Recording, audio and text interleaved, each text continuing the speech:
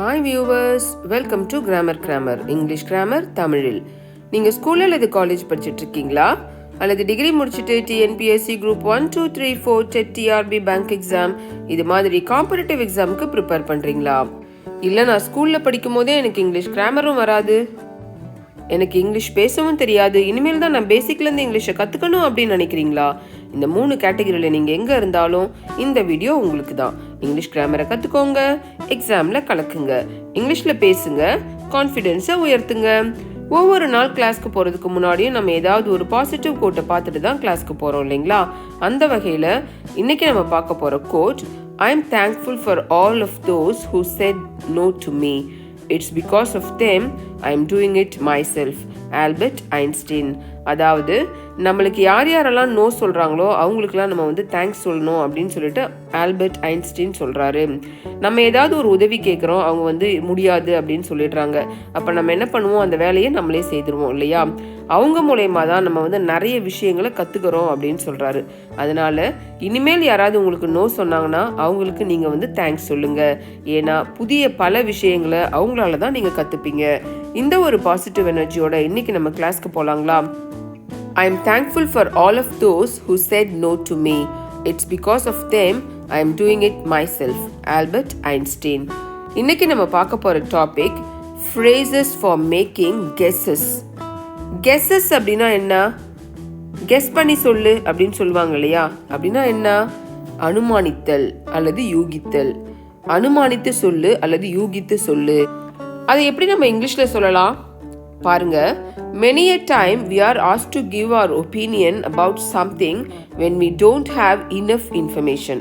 நிறைய நேரத்தில் நம்மளை ஏதாவது ஒரு விஷயத்தை பற்றி நம்மளுடைய ஒப்பீனியனை சொல்லுவாங்க. அதுவும் எந்த மாதிரி சூழ்நிலையில் அப்படின்னா, நம்மளுக்கு அதை பற்றி எந்த விஷயமுமே தெரியாது.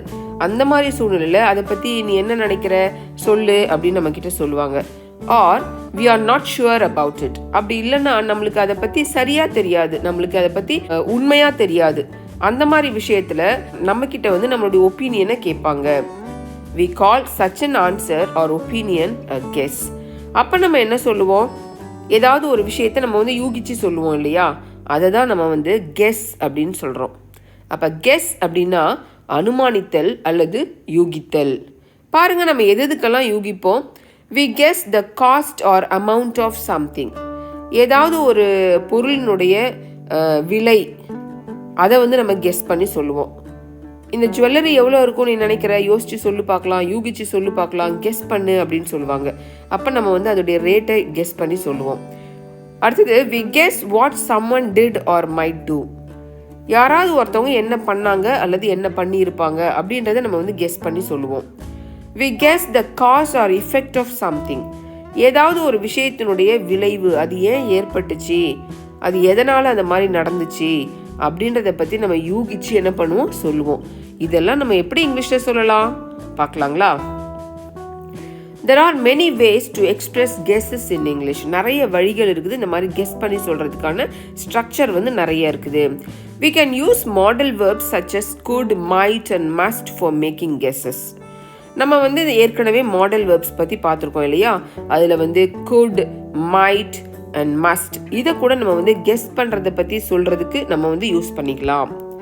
Another way to make a guess is with phrases.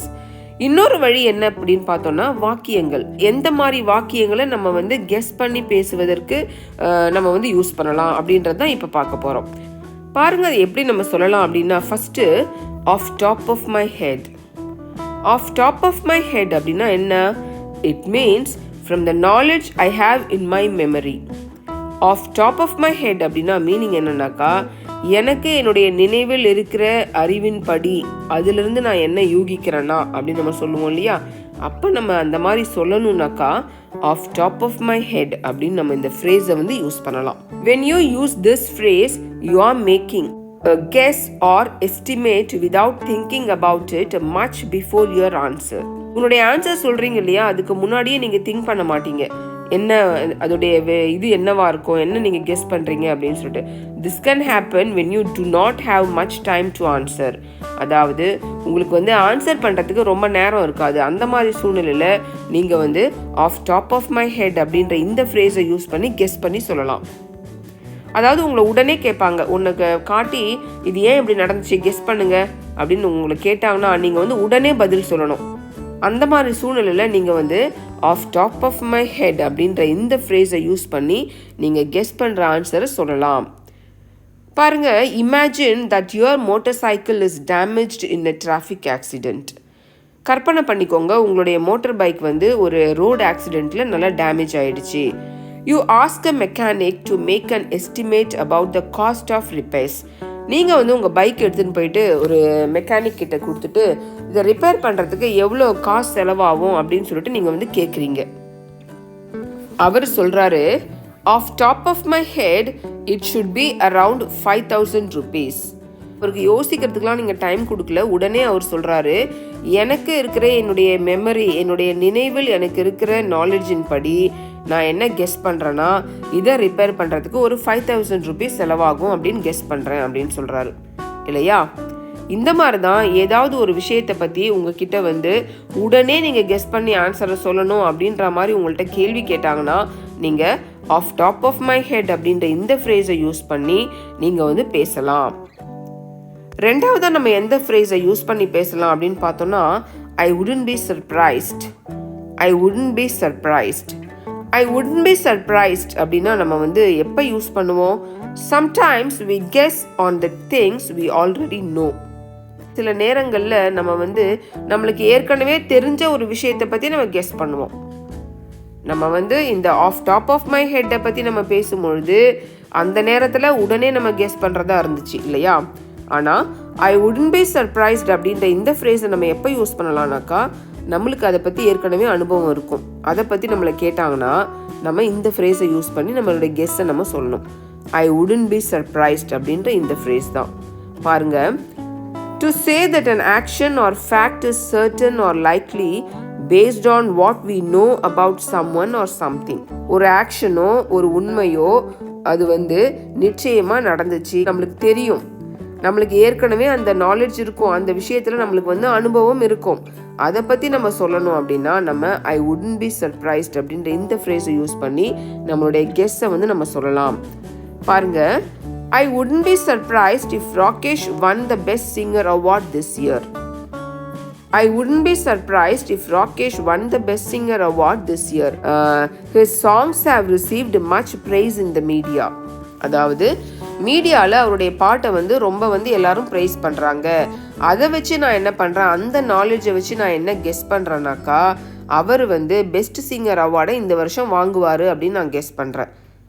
அப்போ ஏதாவது ஒரு அடிப்படை நாலேஜ் நம்மளுக்கு ஏற்கனவே இருக்குது, முன் அனுபவம் இருக்குது, அதை வச்சு நம்ம ஒரு விஷயத்தை கெஸ் பண்ணுறோம் அப்படின்னா நம்ம ஐ வுடன்ட் பி சர்ப்ரைஸ்ட் அப்படின்ற இந்த ஃப்ரேஸை யூஸ் பண்ணி சொல்லலாம் நம்மளுடைய கெஸ்ஸை. பாருங்கள், அடுத்த example, I wouldn't be surprised if the mechanic overcharged us. The last time I went for repairs, my bill was too high. அதாவது மெக்கானிக் வந்து அதிகமாக அளவு நம்மக்கிட்ட சார்ஜ் பண்ணுவார் அப்படின்னு நான் கெஸ் பண்ணுறேன். ஏன்னா போன தடவை ரிப்பேர் பண்ணுறதுக்காக போகும்போது அவர் என்கிட்ட வந்து நிறைய அமௌண்ட் வந்து என்கிட்ட கேட்டார். அதனால் இப்போ நான் என்ன கெஸ் பண்ணுறேன் அப்படின்னாக்கா அந்த மெக்கானிக் வந்து நிறைய என்கிட்ட சார்ஜ் பண்ணுவார் அப்படின்னு நம்ம சொல்கிறோம். அப்போ ஏற்கனவே அந்த மெக்கானிக் கிட்ட நம்ம போயிருக்கிறோம், அந்த நாலேஜை பேஸ் பண்ணி நம்ம என்ன சொல்கிறோம் அப்படின்னாக்கா அவர் வந்து நிறைய சார்ஜ் பண்ணுவார் அப்படின்னு நம்ம வந்து சொல்கிறோம். அந்த மாதிரி ஏற்கனவே நம்மளுக்கு இருக்கிற அனுபவத்தை வச்சு நம்ம ஒன்றை கெஸ் பண்ணி சொல்லணும்னா நம்ம ஐ வுடன்ட் பி சர்ப்ரைஸ்ட் அப்படின்ற இந்த ஃப்ரேஸை யூஸ் பண்ணி சொல்லலாம். மூணாவதாக நம்ம எப்படி சொல்லலாம் அப்படின்னா it is difficult to say அப்படின்னு சொல்லலாம். It is difficult to say அப்படின்னு எப்போ சொல்லலாம்? we use it to stress that a guess is difficult to make. உங்களால் கெஸ் பண்ணுறது ரொம்ப கஷ்டம் அப்படின்னு நீங்கள் நினைக்கும் பொழுது நீங்கள் வந்து it is difficult to say அப்படின்ற இந்த ஃப்ரேஸை யூஸ் பண்ணி நீங்கள் சொல்லலாம். முதல்ல நம்ம பார்த்தோம், 2 மெத்தட் பார்த்தோம். Off top of my head அப்படின்றத பார்த்தோம். ரெண்டாவது ஐ வுடன்ட் பி சர்ப்ரைஸ்ட் அப்படின்னு பார்த்தோம் இல்லையா? அப்போல்லாம் நீங்கள் வந்து உங்களுடைய கெஸ்ஸை வந்து சொல்கிறீங்க. சில நேரங்களில் நம்மளுக்கு வந்து கெஸ் பண்ணுறதுக்கு தெரியாது, அந்த விஷயத்தை பற்றி நம்மளுக்கு எதுவுமே தெரியாது. அந்த மாதிரி சூழ்நிலையில் நம்ம it is difficult to say அப்படின்னு சொல்லலாம். பாருங்கள், 2 football teams are competing in a match. 2 football team வந்து ஒரு மேட்ச்சில் போட்டி போடுறாங்க. someone asks us to predict which team will win. எந்த டீம் வின் பண்ணும் அப்படின்னு நீ வந்து யூகிச்சு சொல்லு அப்படின்னு வந்து கெஸ் பண்ணி சொல்லுன்னு நம்மளை கேட்குறாங்க. It is difficult to say. Both teams have had an unusually strong records this season. நீங்கள் என்ன பதில் சொல்கிறீங்க பாருங்கள். இது வந்து யூகிச்சு சொல்கிறது ரொம்ப ரொம்ப கஷ்டம். ஏன்னா 2 டீமுமே கடந்த சில வருஷங்களாக ரொம்ப நல்லா விளையாடிட்டு இருக்காங்க. அதனால் யாருக்கு விளையாடி ஜெயிப்பாங்க அப்படின்றது நம்ம யூகிச்சு சொல்கிறது ரொம்ப ரொம்ப கஷ்டம் அப்படின்னு நீங்கள் வந்து சொல்கிறீங்க. இந்த மாதிரி யூகிச்சு சொல்கிறது, கெஸ் பண்ணுறது ரொம்ப கஷ்டம் அப்படின்னு சொல்கிறத வேறு மாதிரி எப்படி இன்னும் 2 ஃப்ரேஸை யூஸ் பண்ணி சொல்லலாம்னு பார்த்தோன்னா, it is tough to say, அடுத்தது it is hard to say அப்படின்னு சொல்லலாம். இது எல்லாமே யூகிக்கிறது ரொம்ப கஷ்டம் அப்படின்னு நம்ம சொல்லும்பொழுது, நம்ம சொல்ல வரும்பொழுது நம்ம வந்து இந்த ஃப்ரேஸை யூஸ் பண்ணலாம். இவ்வளோ நேரம் நம்ம வந்து எப்படி வந்து நம்ம கெஸ் பண்ணி சொல்லலாம், இங்கிலீஷில் எப்படி வந்து கெஸ் பண்ணி பேசலாம் அப்படின்னு பார்த்தோம் இல்லையா? என்ன வியூவர்ஸ், இந்த வீடியோ உங்களுக்கு பிடிச்சிருக்கா? இந்த வீடியோ உங்களுக்கு பிடிச்சிருந்துச்சுன்னா லைக் பண்ணுங்கள், உங்கள் ஃப்ரெண்ட்ஸ்க்கு இதை ஷேர் பண்ணுங்கள். இந்த வீடியோ இன்ஃபர்மேட்டிவாக இருக்குதுன்னு நீங்கள் நினச்சிங்கன்னா நம்ம சேனலை சப்ஸ்கிரைப் பண்ணுங்கள். அப்படியே பக்கத்தில் இருக்க பெல் ஐக்கானை ப்ரெஸ் பண்ணுங்கள். அப்போ தான் நாங்கள் போடுற வீடியோஸ் டெய்லி நோட்டிஃபிகேஷனில் உங்களுக்கு வந்து சேரும். மறந்துடாதீங்க வியூவர்ஸ், ப்ராக்டிஸ் மேக்ஸ் பர்ஃபெக்ட். இங்கிலீஷில் பேசணுன்னாலும் இங்கிலீஷ் கிராமரை கற்றுக்கணுன்னாலும் ப்ராக்டிஸ் ரொம்ப ரொம்ப முக்கியம். இன்றைக்கி நம்ம பார்த்த இந்த ஃப்ரேசஸ், அதாவது கெஸ் பண்ணுறதுக்காக நம்ம எந்தெந்த ஃப்ரேஸ் எல்லாம் இங்கிலீஷில் யூஸ் பண்ணலாம் அப்படின்னு பார்த்ததை நீங்கள் பார்க்குறதோடு நிறுத்திடாதீங்க. இந்த ஃப்ரேசஸை உங்களுடைய லைஃப்பில் தேவையான நேரத்தில் சரியான வகையில் சரியான முறையில் யூஸ் பண்ணுங்கள். ப்ராக்டிஸ் பண்ணுங்கள், இங்கிலீஷில் பேசுங்க, கான்ஃபிடென்ஸை உயர்த்துங்க. Thank you viewers.